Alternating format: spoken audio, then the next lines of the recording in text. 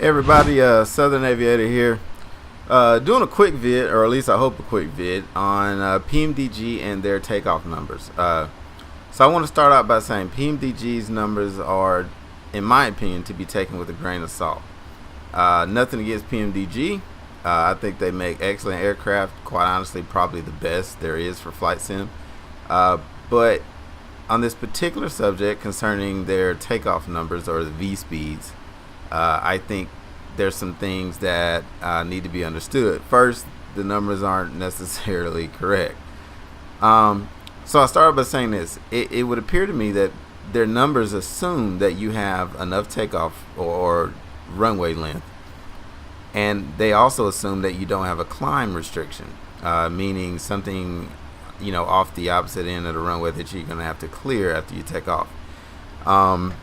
Climb restrictions are based on the idea that you would lose one engine after takeoff, and you need to be able to clear that obstacle with one engine not working. So I want to say that up front, that is what the caveats for the takeoff speeds are. Now, for this particular setup, I'm at John Wayne, Orange County Airport. It's a airport in the vicinity of Los Angeles in California. I'm lined up on runway 20 right, and I can tell you that it has given me speeds. I'll even put in flaps 5 again so I can have it deleted and put them back in so you can see. So 157, 164, and 171.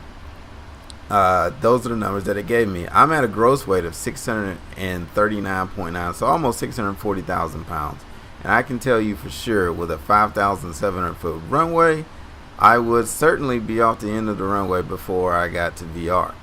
And also, as far as governmental regulations are concerned, you're supposed to be able to clear an obstacle that's at the end of the runway by 35 feet. No way I'm going to meet that performance requirement at this weight. You're going to need outside sources to give you your correct takeoff data that account for these things. One that I would highly recommend is TopCat. It's a known program. It's not anything new, but it does a great job at giving correct takeoff numbers. So I'm going to switch here for a second. I'm going to go into TopCat, and I'm going to show you that I'm overweight on this particular runway, and I'm going to give you one example of a climb restriction that PMDG also does not catch. Alright, so you see the setup, John Wayne, Orange County International Airport, 20 right. There's your weight right here, 163.9. And as you can see, I'm overweight. At this weight, I'm over, and I would have to reduce my weight to 569.3 on the takeoff weight. And that's what I was saying. PMDG will give you numbers even though you're well overweight. And you can see the code here, it's filled, and it's saying that's basically, I don't have the runway length at 5,701 feet to get off the runway and be able to meet the performance regulations that I'm supposed to have. So if I reduce my weight to 5693 and then compute, now everything's good, no red. And you go to results, and you can see here I only have full thrust takeoff numbers because I'm at my maximum weight.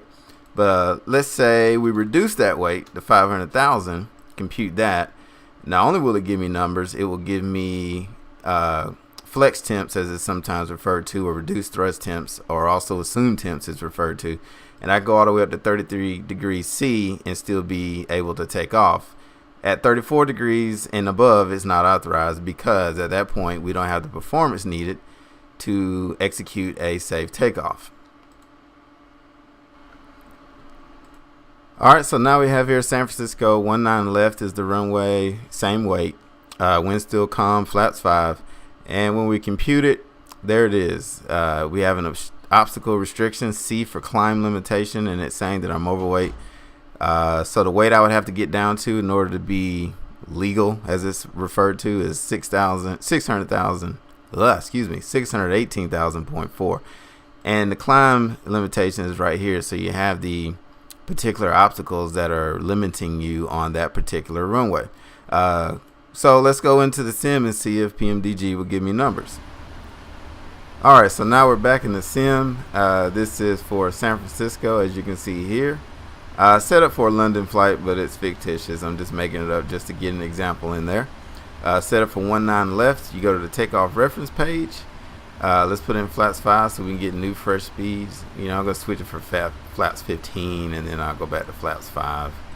Alright, so there we have it. So now it gives me numbers, 157, 164, and 171. But you just saw that I'm actually about 16,000 pounds overweight because of the hill that's sitting right off the end of the runway there in San Francisco.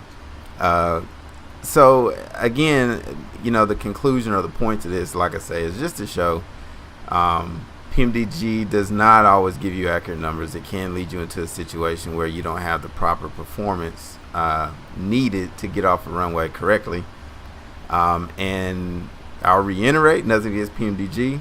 Again, love their airplanes. Again, I recommend them, and I fly them myself nearly 100% exclusively.